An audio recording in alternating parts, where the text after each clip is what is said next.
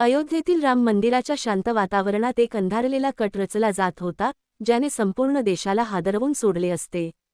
फैजाबादच्या एका तरुणाने, ज्याचं नाव आहे अब्दुल रहमान, आपल्या जीवनाचा मार्ग बदलून दहशतवादाच्या अंधाऱ्या दुनियेत प्रवेश केला होता.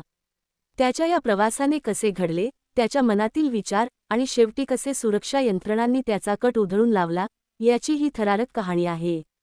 अब्दुल रहमान फैजाबादच्या मिल्कीपूर येथील रहिवासी, आपल्या कुटुंबासोबत एक साधे जीवन जगत होता.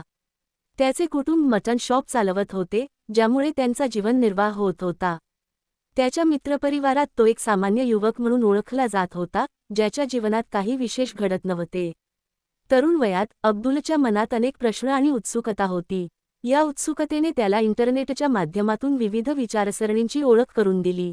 दुर्दैवाने त्याची भेट काही कट्टरपंथी गटांशी झाली, ज्यांनी त्याच्या मनात विषारी विचारांची बीजे पेरली. त्यांच्या प्रभावाखाली अब्दुलच्या मनात दहशतवादी विचारांची रुजवात झाली.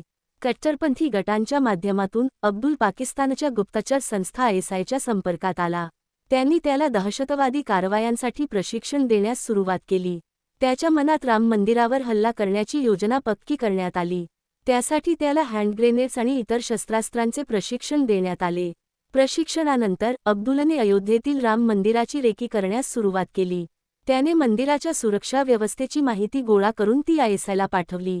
त्याच्या योजनेनुसार त्याला हँड ग्रेनेड्सच्या सहाय्याने मंदिरावर हल्ला करून मोठ्या प्रमाणात विध्वंस करायचा होता. Gujarat anti terrorist squad ATS आणि Faridabad special task force STF यांना अब्दुलच्या या योजनेची माहिती मिळाली. त्यांनी तत्काळ कारवाई करून अब्दुलला फरीदाबाद येथून अटक केली. त्याच्याकडून 2 हँड ग्रेनेड्स जप्त करण्यात आले, ज्यांना त्वरित निष्क्रिय करण्यात आले. अब्दुलच्या चौकशीत अनेक धक्कादायक गोष्टी समोर आल्या.